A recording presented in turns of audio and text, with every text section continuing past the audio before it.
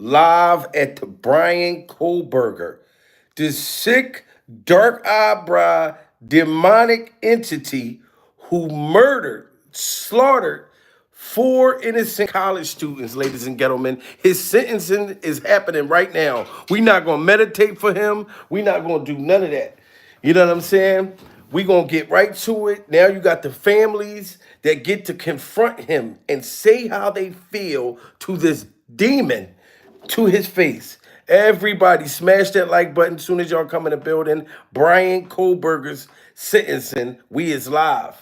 Any of the victims wish to have the camera not running in audio only. And my understanding is all of them indicated they are fine with the video. Is that correct? Yes, Your Honor, that's correct. All right, very well. Go ahead, Mr. Jennings. Your Honor, the first, and we're taking these in the order, victim impact statements in the order that the charges were listed in the indictment.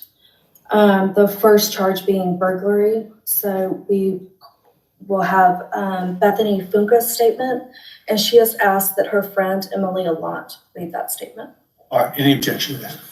All right, very well.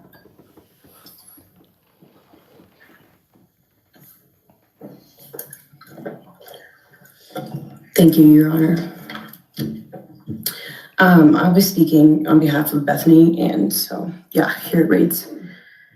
My name is Bethany Funk, and I was roommates with Maddie, Kaylee, Xana, and Ethan. I not only lost some of my best friends, but I also lost a sister. Never in a million years would I have thought that something like this would have happened to my closest friends. Smash that like button, everybody. As soon as y'all come in the building, this is the victim impact statement. This is one of the friends of one of the college students that was unalived by this sick demon, Bryan Kohberger. I thought that we were going to wake up and go upstairs, see them and tell them how they had scared us and that they were going to tease us about how we were constantly scaredy cats and make jokes about it as we would go to Taco Bell like always. But sadly, that is not what happened and what turned out to be my worst nightmare. When I first woke up that morning, I had no idea what happened. I woke up around 7 with a terrible toothache. So I called my dad, who is a dentist, and he asked what I should do. He told me to take Advil, so I did, and I went back to sleep. Smash that like button, everyone, and put your prayer hands up. We need the prayer hands up. This is one of the friends of the victims that was slaughtered by Bryan Kohberger, pure survival. And she is up there and she's speaking, and my prayer, my heart goes out to her. Everybody smash that like button. This is not no federal case. So this case is live. His sentencing. They should have gave him the chair. Still out of it and still didn't know what happened. If I had known, I of course would have called 911 right away. I still carry so much regret and guilt for not knowing what had happened and not calling right away, even though I understand it wouldn't have changed anything, not even if the paramedics had been right outside the door.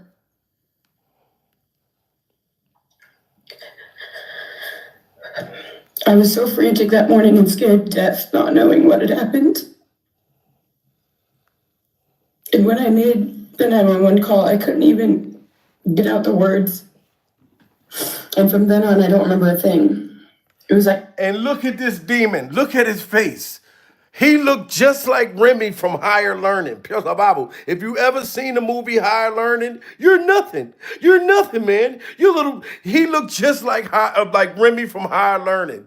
This is sad, guys. And this is the girl who called 911 the day that this man snuck into their house and took these students' life. This is crazy. I need everybody to smash that like button. It's too many people in here. My brain wiped that whole memory. That was the worst day of my life. And I know it always will be.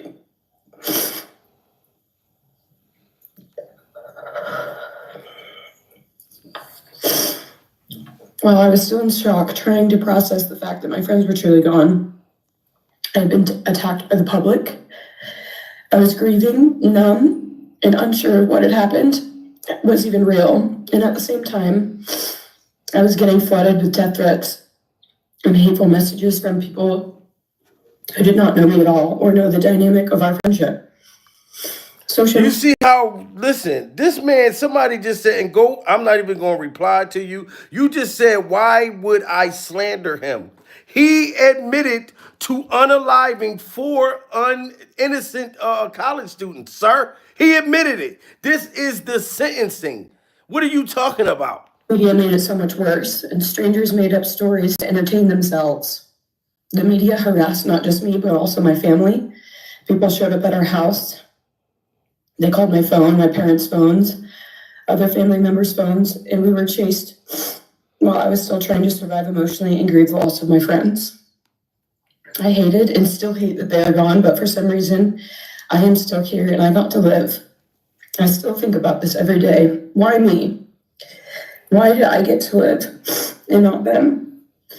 For the longest time, I could not even look at their families without feeling sick with guilt.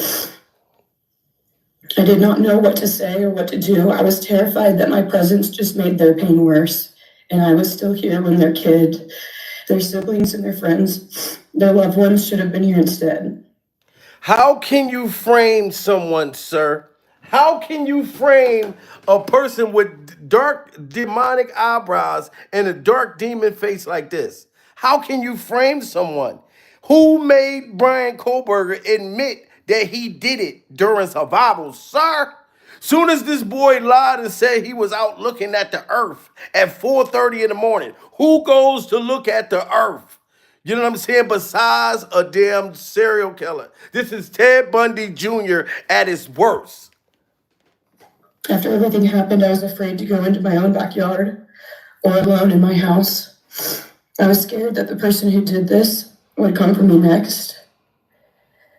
I was always scared that the media would try to catch me at any moment of any day, even when I was just walking around my house. I made my parents close all the blinds during the day so no one could see me even in the slightest chance. I barely left the house, and when I did, I made sure I was never alone. You see how this girl feels, sir? She could have lost her life that night. She was in the house. So she had to worry about people accusing her of allegedly having something to do with it. Pure survival. All because of Bryan Kohberger's behavior. He's the only one who did it. He's guilty and he did it. I don't give a damn who say Bryan Kohberger didn't do this. Pure survival. You know what I'm saying? Got his DNA on a knife sheet, everything. I made my parents close all the blinds during the day so no one could see me even in the slightest chance. I barely left the house, and when I did, I made sure I was never alone. I slept in my parents' room for almost a year. I made them double lock every door, set an alarm, and still check everywhere in the room just in case someone was hiding. And I still check my room every night before, and I double lock it.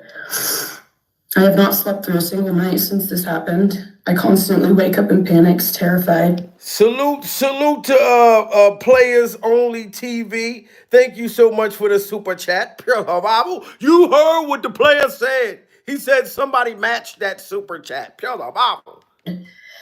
Someone is breaking in, or someone is here to hurt me, or I'm about to lose someone else that I love. The fear never really leaves. For a long time, I could barely get out of bed, but one day I realized I have to live for them. They did not get the chance to keep living, but I do, and I will not take that for granted. So now every day I remind myself to live for them, and everything I do it with them in mind. I am still scared to go out in public, but I force myself to do things because I know that they would want me to keep living my life to the fullest. I am beyond blessed to still be here, and I refuse to take that for granted when they did not get a chance. Our house was not just a house, it was a home. It was where we laughed till we couldn't breathe, make meals, did crafts, binge watch reality shows, played games, and spent lazy days on the couch. It was movie nights, wine nights, morning debriefs, pranks, hot chocolate, cookies, and warmth. I will cherish those memories forever, and I will not let what happened erase how special our home was or how much those memories meant to me. Now, I would like to share some bits and pieces of who they were as people and some of the memories that we shared. And this is what this demon right here destroyed. He destroyed this. So whoever's cheering for this boy, Pure Bible, you are a demon just like him. Smash that like button, everybody in the building. Favorite memories was Halloween, and we all went to Sigma Chi. But instead of partying, we just sat in an apartment, talking and laughing all night long. I do not think I've ever laughed that hard in my life. We did not care about the party, we were just happy to be with each other. Xana was 1 in a million. She was the life of the party.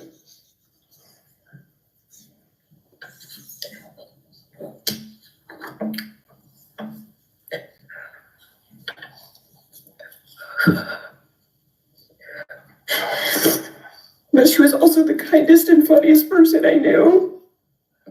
Everyone loved her because she made everyone feel so loved.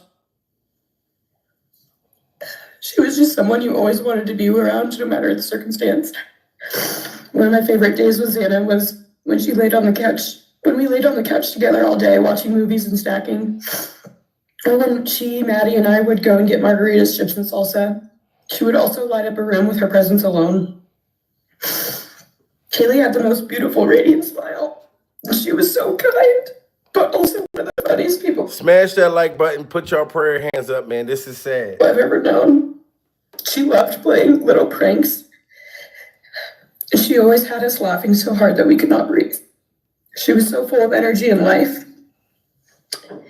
I really believe that she could have ruled the world if she wanted to, and she would have been America's sweetheart. Ethan was the sweetest, most genuine guy. He was always smiling and always making other people smile too.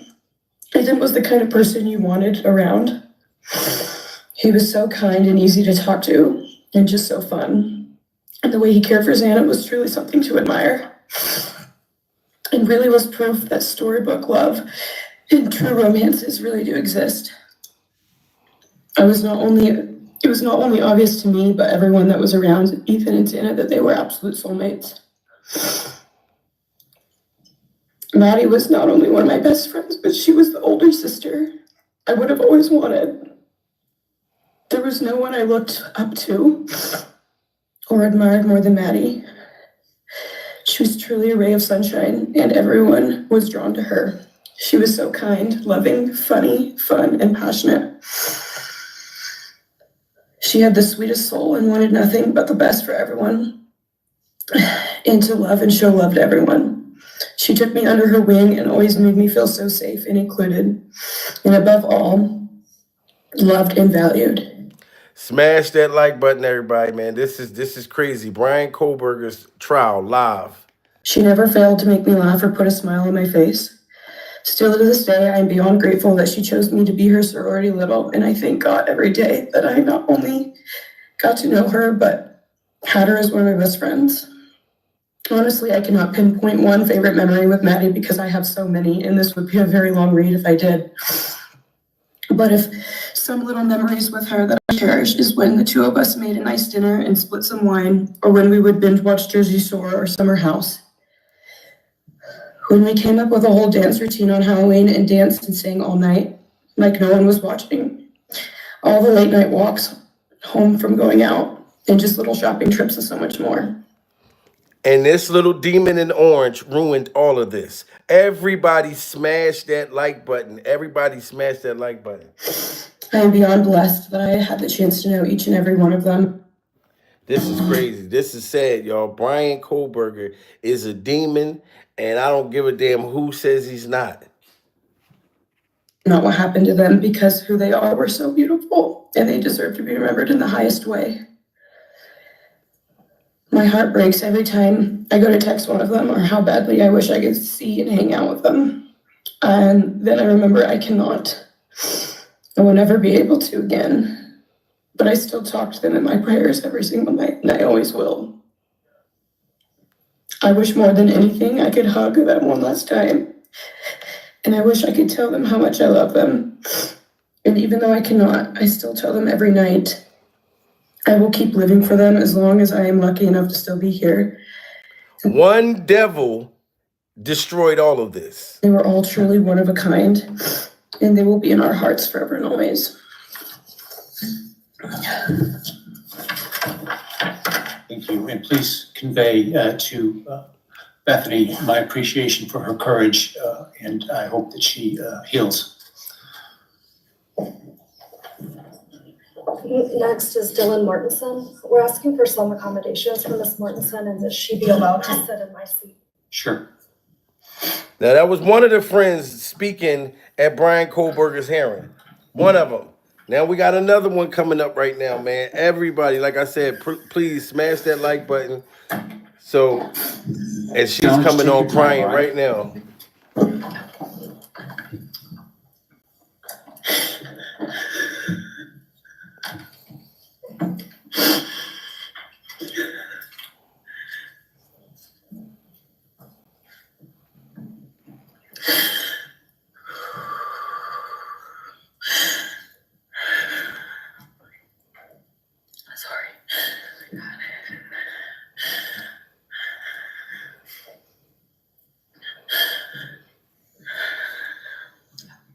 She can't even breathe to get the words out. What happened that night changed everything. Because of him, four beautiful, genuine, compassionate people were taken from this world for no reason.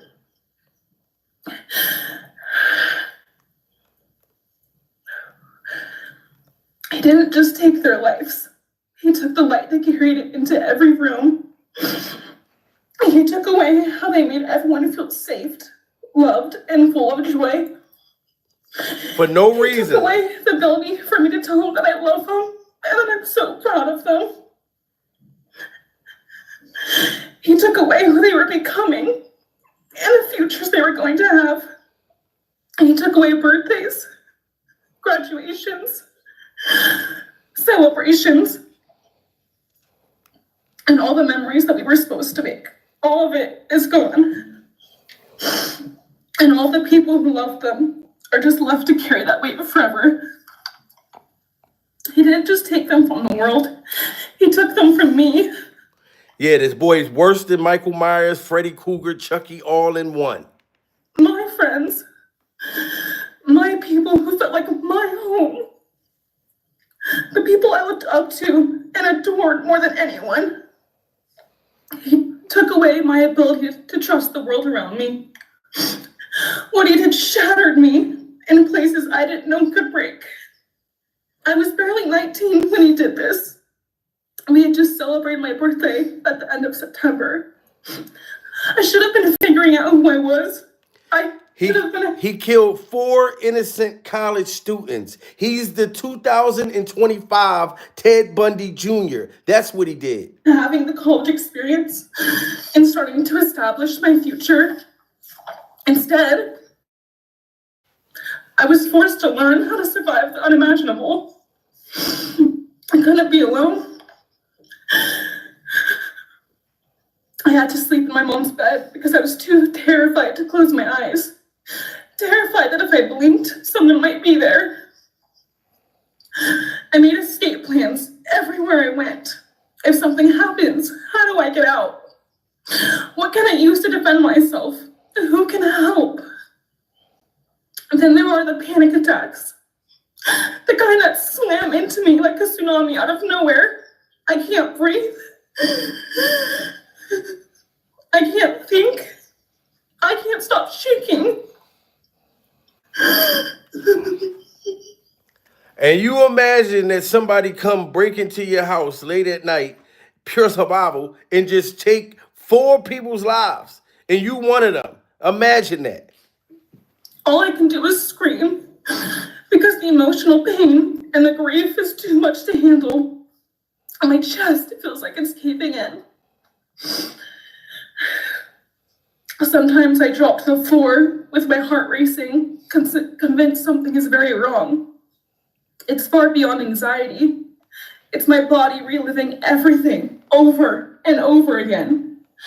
My nervous system never got the message that it is over, and it won't let me forget what he did to them.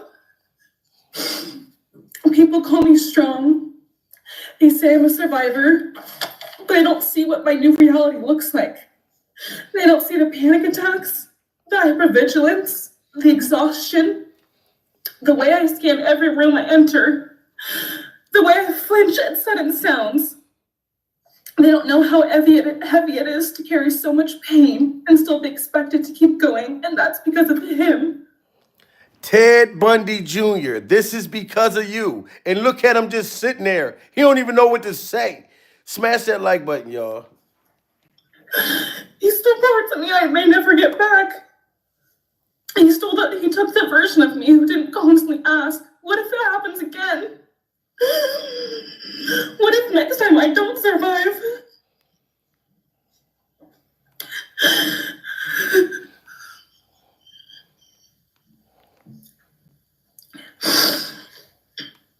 He may have shattered parts of me, but I'm still putting myself back together. Piece by piece, I'm learning how to live in this new version of life. It is not easy. It hurts, but I'm still trying. Still trying, and I'm not trying just for me. I'm trying for them, my friends. About a year ago, I had a dream about them. I got to say goodbye. I told them I won't be able to see you again. And she's a survivor. Imagine if you was in that house. She know that her life was supposed to be taken too. Like she's a survivor. So of course she living with survivor's guilt. I need to tell you goodbye. They all kept asking why, and all I could say was, I can't tell you, but I have to.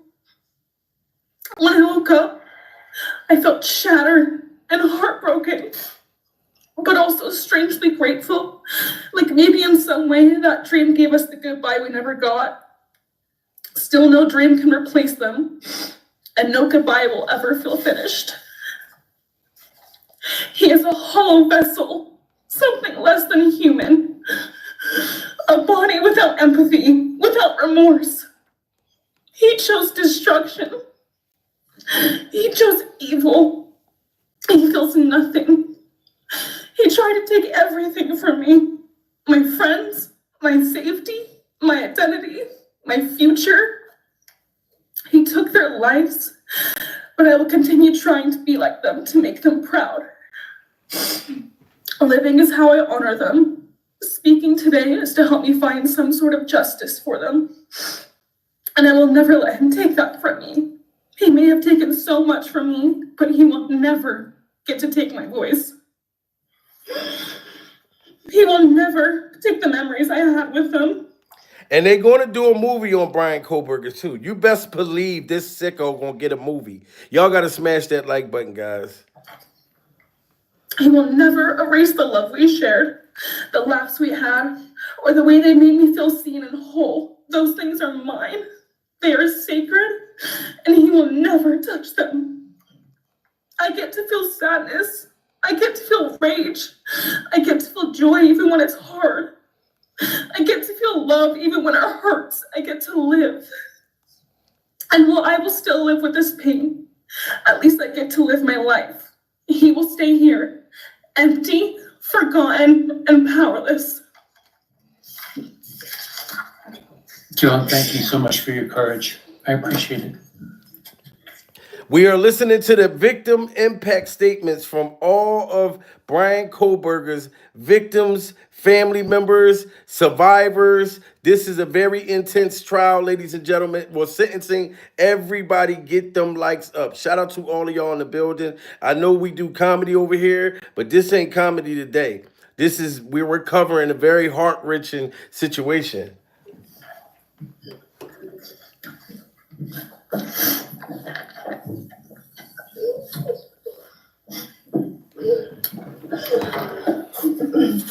Next, we have members from the Madison Mogan family. First would be Scott Laramie, Madison Mogan's stepfather.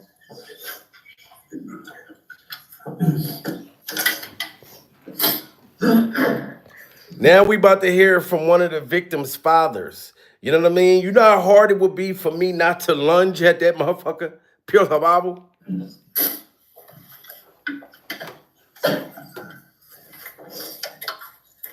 Standing by him is Karen Laramie, that's his mother. Thank you, Your Honor. My name is Scott Laramie. I'm Maddie Morgan's stepfather and the husband of Maddie's mother, Karen Laramie. I will read this victim impact statement on behalf of Karen and myself. Maddie was our gift of life, our purpose, and our hope. Maddie quickly became Karen's joy, identity, and purpose in life. I joined Maddie's life when she was 2.5 years old. Wow. Y'all got to get them likes up. It's the stepfather, 2.5 years old. So he's her father. This is wild, guys. Experience transformed me into a life of joy, love, and family. Maddie was bright, beautiful, kind, empathic. She listened carefully to others and was observant, seeing and caring about the hearts and the minds of all she encountered. She loved music and music festivals. She had a wonderful sense of humor. She excelled in school. She was an easy child to raise, almost never requiring discipline, and almost always giving us parental joy. One time Karen remembers disciplining Maddie as a little girl. Maddie responded, Smash that like button for the fathers, y'all, and put the prayer hands up for the father. That takes a lot of strength to do what he's doing. broke my heart, which of course melted ours. She had a keen wit, even at that young age. As she transitioned into teenage years, she prioritized us and extended family over many of the distractions that capture teenagers. She showered us with her presence and love at family events, barbecues, picnics, birthdays, holidays, and others. She spent countless hours with her papa, her Uncle David, Aunt Nadine, and her other close family and friends.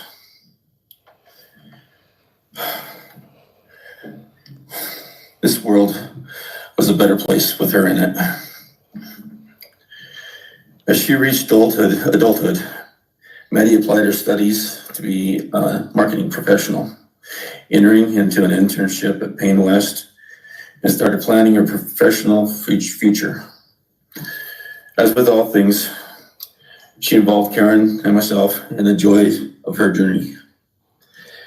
As she transitioned into womanhood, Karen and I continued to be astounded at this wonderful and accomplished person we had created. All parents dream of their children accomplishing more than them. We realized this dream, all we had not become, she was becoming. Smash that like button, everybody. Prayer hands up. We are looking at the 2025 Ted Bundy get his ass sentenced. Karen and I are ordinary people, but we lived extraordinary lives because we had Maddie. Maddie was taken senselessly and brutally in a sudden act of evil. She was taken along with the young, promising, and bright lives of Kaylee, Xana, and Ethan. First, we felt disbelief. Next, we felt disorientation. Then we felt grief overcome us. Our grief is compounded even more for the Goncalves, Granodal, and Chapin families. We speak of hope and healing, and we do have hope and some healing. But the vast emotional wound will never fully heal. And I gotta take a deep breath just even listening to him. Did you hear the fathers breathing like, Since Maddie's loss, there's emptiness in our hearts, home and family, an endless void. After losing your mother in a car crash, Karen took to grieve. Karen took years to grieve and recover. The feeling that her life with Maddie and A was perfect helped her to start to heal. Now, this is no longer perfect. After Maddie's loss, Karen felt like she was spinning out, emotionally collapsing into anxiety and depression. She sometimes asks, how am I supposed to go on when I've lost my favorite person in the world? and you see what the families go through? That's how any one of us will be feeling right now. That the parents can't even go on in life. This is what they've been going through for a few years, waiting for this boy to tell the truth. And now he finally admitted that he did it when I knew he was guilty from the beginning. Pure survival. I felt the same, and we continue to struggle. The loss of Maddie has impacted so many beyond our family. Her second family is her sorority sisters who grieve alongside us. She has so many close friends who suffer from her loss. We will continue to be her loss will continue to be felt by the Vandal community, including Vandal Solutions on campus, where she volunteered her time for others. Hang in there, Dad. You got it. You got this. It helps us to know Maddie is in heaven now, freed from the trials of this earth. We, however, continue to live on without the grace and support of her presence. We will grow old without our only child, our bright, beautiful friend and daughter. Wow. In the end, there are no words that can accurately capture the devastation. Their only child. Wow. However, continue to live on without the grace and support of her presence. We will grow old without our only child, our bright, beautiful friend and daughter. In the end, there are no words that can accurately capture the devastation of losing Maddie. We will endure and we will go on. For Maddie, we will not let our grief consume us. For Maddie, we will continue to love and care for our family and friends, including the families of Kaylee, Santa, and Ethan. We will remain united with them. We can only hope that others out there suffering similar losses can look to us and see. Killed 4 innocent people and destroyed 4 different families' lives. This demon. That we can overcome hatred, darkness, and evil. We know the law allows us to comment on the defendant and the sentence. As for a sentence, we support the plea agreement. Society needs to be protected against this evil. As for the defendant, we will not waste the words, nor will we fall into hatred and bitterness. Evil has many faces, and we now know this, but evil does not deserve our time and attention. We are done being victims. We are taking back our lives. We will turn our time, talents, and attention to hope, healing, and helping others and to the future. Put the prayer hands up, everybody, and smash that like button, man. This father is strong. He's a strong man, and so is the mother. We invite all those who have suffered with us on this to join us in our journey. We can make this world a better place. We can move on from tragedy Adversity will visit us, evil will visit us, but we will overcome. We can and will endure. Karen and I express our gratitude to Your Honor and to the prosecution team for allowing us the opportunity to make this statement. Thank you.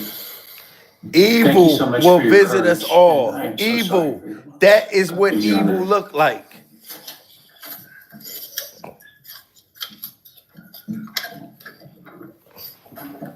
This is what evil looks like right here. 4 people. And I hope he speak. We still want to know what you did it for. Your Honor, this is Leander James. He's the attorney for the Mogan family and victim advocate. He'll be reading a statement for Karen Laramie. May it please the court, counsel. My name is Leander James. I'm a pro bono counsel for Karen and Scott Laramie. Karen has asked me to read a statement into the record. I thank my husband, Scott, for his statement, his courage, and his unending love and support during this dark time. While words are inadequate to capture the impact of this horrific crime in our family, he expressed it as best anyone could.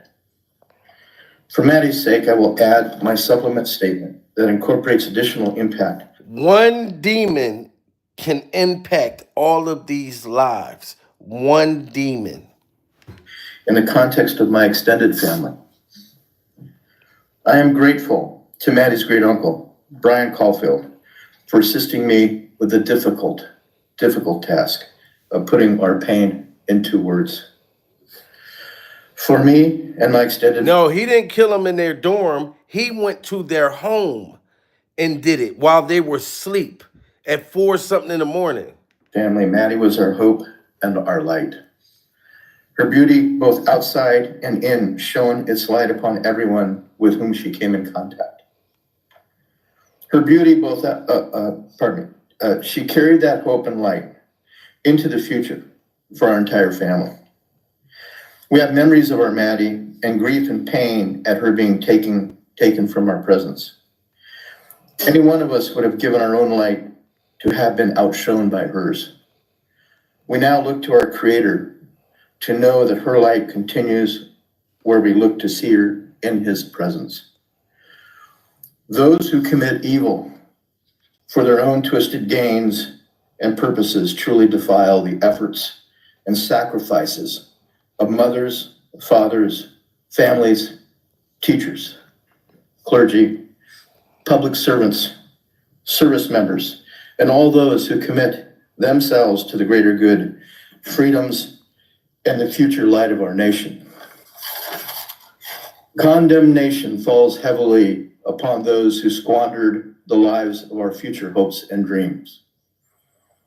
Some may offer forgiveness for what the defendant has done. However, we cannot at this time, or perhaps ever. And I'm not mad at him. Now that family does not forgive Bryan Kohberger. They do not forgive him. Nor will we ask for mercy for what he has done. His acts are too heinous. The agony and grief he has caused, too great. But we will waste no further words or thoughts on him. For Maddie's sake, we will move on.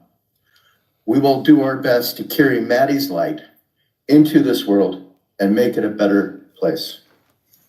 I thank the court and the prosecution for allowing me the opportunity to make my statement.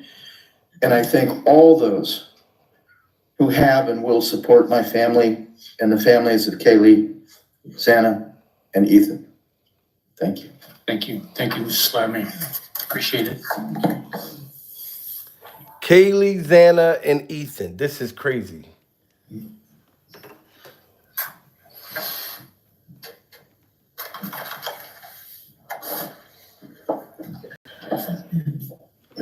Next is Ben Mogan, the father of Maddie Mogan. Now, this is the father of Maddie Mogan.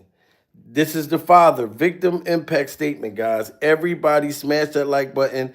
Put the prayer hands up. This is for Maddie's father and all fathers out there. I know, listen, put your prayer hands up for this man. Yes, of course.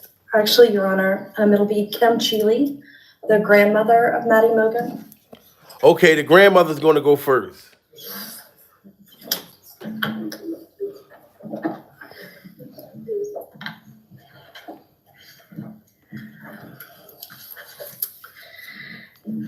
My name is Kim Cheeley. I was Maddie Mogan's paternal grandmother, as Ben Mogan, her father, is my son. I'm here today with my sister Lori Cheeley, Maddie's great aunt, and my son Ben Mogan, and my daughter-in-law Corey Hatrock. I'd like to begin by thanking a number of people involved in bringing this case to closure. In my daughter's words, the plea deal the prosecution team reached this month is one that punishes the perpetrator of this horrendous crime, protects the public from further harm, and allows all of us who knew and loved these kids the time to grieve without the anxiety of the long and gruesome trial, the years of appeals, and potential for mistrials along the way. My family and I are so grateful to Bill Thompson and his prosecution team for their dedication and painstaking work that forced the perpetrator to admit his guilt. We want to thank the Idaho State Police, the Moscow. Okay, so this grandmother, they are fine with the plea agreement because they didn't want to go through with all of this, or this dude mess around, get a mistrial when he's a killer. Police Department, the FBI, Judge Hippler.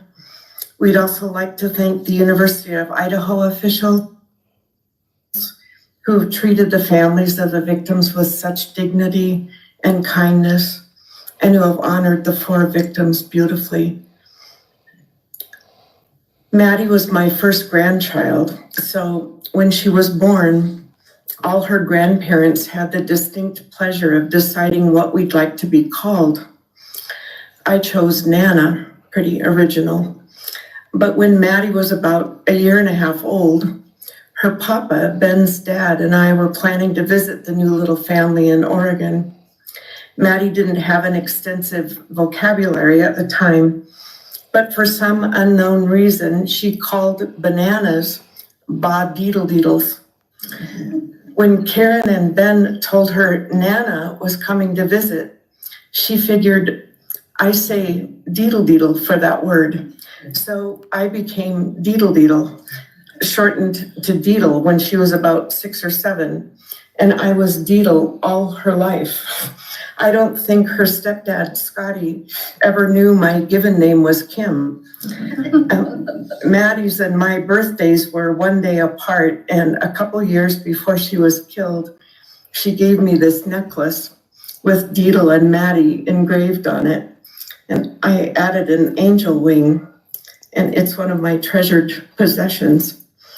I also got an angel wing tattoo. Never thought I'd see the day, but along with many members of our family, replicating the one that Maddie and her sorority sisters had, I wanted. Bryan Kohberger is going to hell, and everybody else that's like him is going right along with him.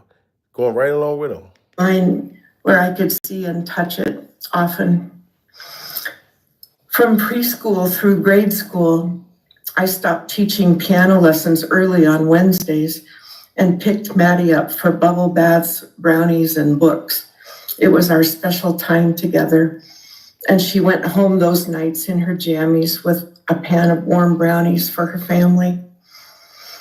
Although Karen and Scotty raised Maddie and did such a lovely job of parenting, we Mogans were lucky to have her for holidays and many other family gatherings. We'll always have our treasured memories of Maddie growing up in our big, extended, cooperative family. And I thank Karen and Scotty. Salute Jimmy Trice. Thank you so much for hitting that super chat. Pure Bible. He did it, Jamil. Yes, he did. You know what I'm saying? And I love all people.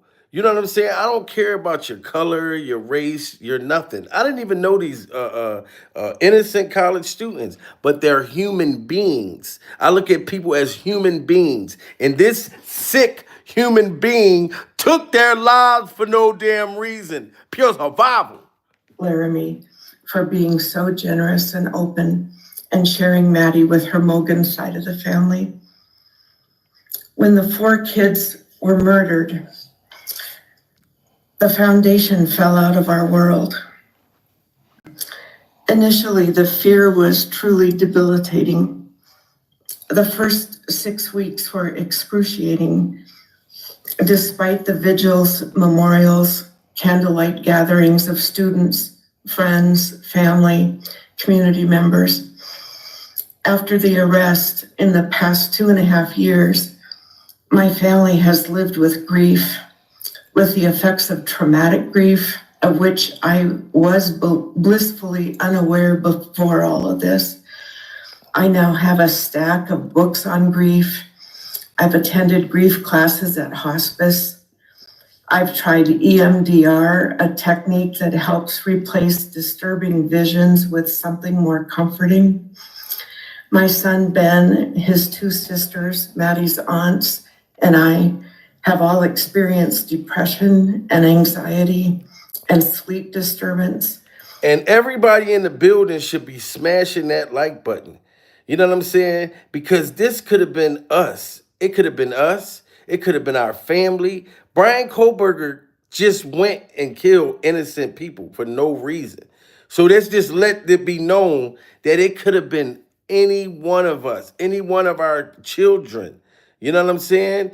Everybody's hearts, it should be sympathetic and goes out to this situation that we are getting some kind of justice. Now they can't get their children back, their relatives back, but at least this evil-eyed bandit, that something is happening to him during survival. Requiring medical intervention at times. We've all sought counseling off and on. The struggle with media attention was extremely difficult, especially for Ben. No one should live through the violent murder of one's child. Some days it's beyond me how the parents of these kids are still upright.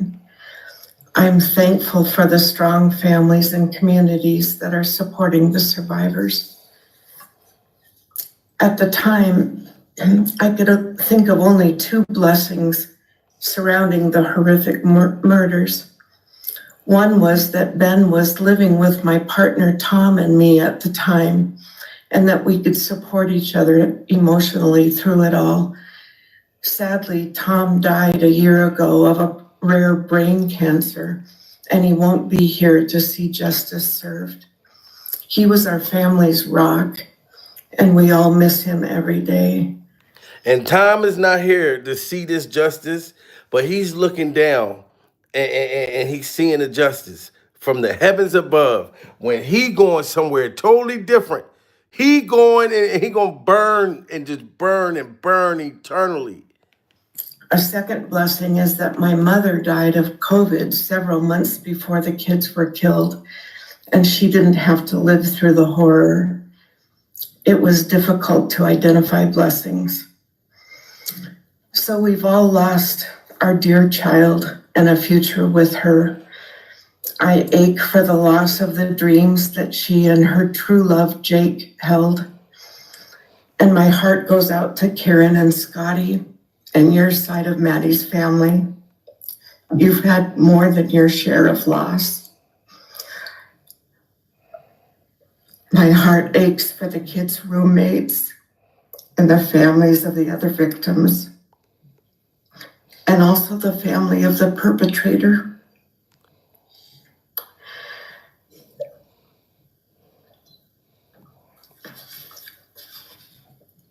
Going forward, we Mogans are choosing to put our energy and focus into honoring Maddie's too short life and sweet spirit by celebrating Maddie May Day, which my 2 daughters established.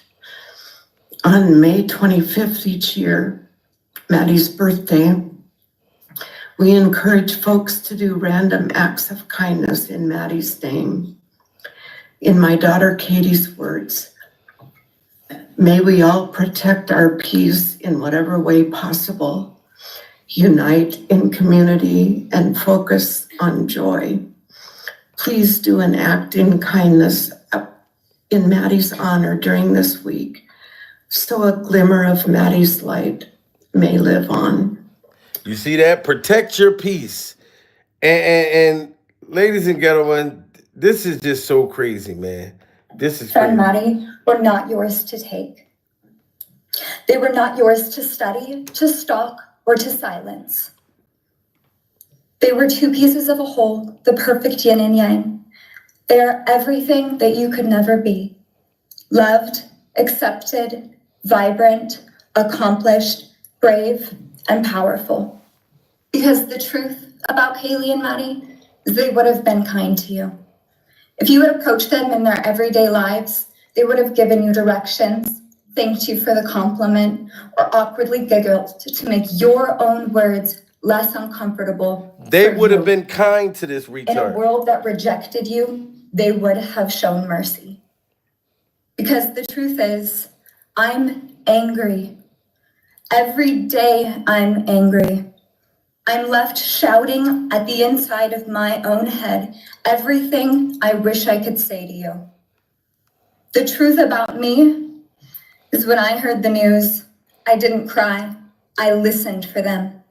I promised them I would, that I would fight for them, that I would show up no matter what it cost me. I swore I'd never let them feel alone. Because you see, I've always been their heavyweight.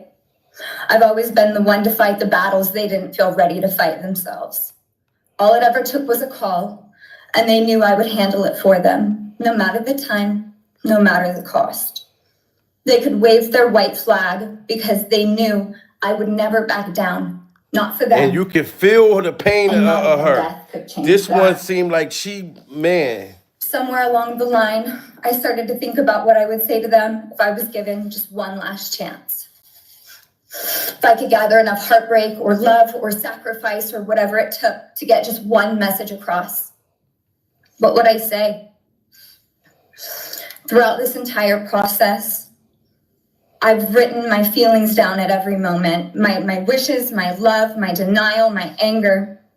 And as one final act of love, I plan to read these thoughts, even jarring and discombobulating and not even making sense. Because for me, that was true love. As bare and as naked as it could be, not laced in pretty words or dressed for the occasion, but written through bleary eyes Victim at 2 a.m. impact with statements. clenched fists, angry at this reality. My true final act of love was to continue on without them, for them. That dream to read aloud my love to them, to bring meaning through pain, was the latest blow in realizing you don't deserve it. And Kaylee and Maddie don't need it. Kaylee and Maddie have always known my love, and they would never ask me to prove it by further victimizing myself to a defendant who has shown no guilt, no remorse, no apprehension. They would say to me, why would you give the satisfaction of showing vulnerability now?